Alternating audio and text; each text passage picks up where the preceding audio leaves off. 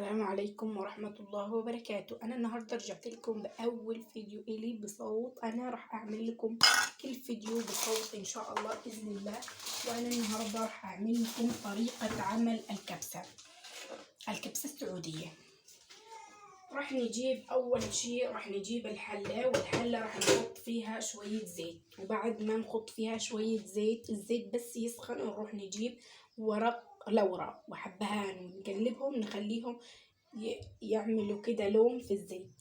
بعد كده نجيب نغسل الرز البسمتي، والرز البسمتي نحمره كده يبقى له لون. وبعد ما يبقى له لون الرز البسمتي شو راح نعمل؟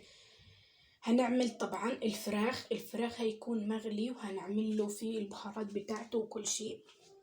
وبعد كده هيكون معمول فيه الورق اللورا والحبهان وكل شيء.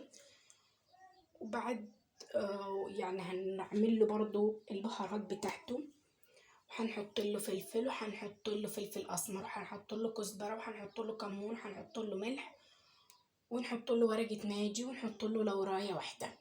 تمام. ونخليه يغلي. وطبعا بعد ما يستوي الفراخ اللي احنا هنعمل بيه او اللحمه اللي احنا هنعمل بيها، بس انا دلوقتي جايه اعمل لكم بطريقه عمل الفراخ. تمام. وبعد كده بعد ما استوى نروح نكب على الرز اللي احنا عملناه، الرز البسمتي اللي احنا سويناه في الزيت. نروح نكب عليه الشوربه ونطلع الفراخ ونحطه فيه. ونجيب ايه تاني؟ نجيب كركم ونقلب الكركم، نخلي اللون يصفر، لون الكركم يبين في الرز بتاع الكبسة وفي الفراخ. وبس نسيبه نغطي عليه ونوطي عليه، وبعد كده نسيبه وبس. ودي طريقة عمل الكبسة. لما تلقاها المية شربت منها وما نكترش المية، يعني يدوب تغطي الفراخ ويدوب تغطي الرز البسمتي.